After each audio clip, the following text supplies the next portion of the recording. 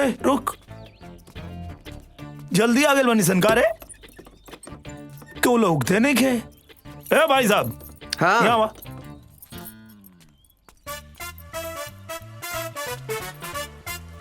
बोला।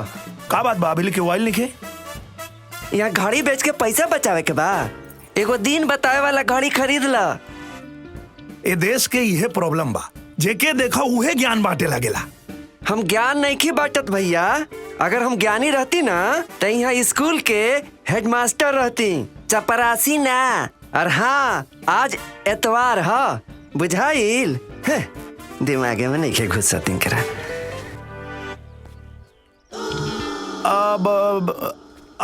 अरे मतलब अभी तो पिछले हफ्ता आइल रहा एतवार, अब फिर आ गई। का हुई ये देश के हमरा तो समझे में ना आवेला।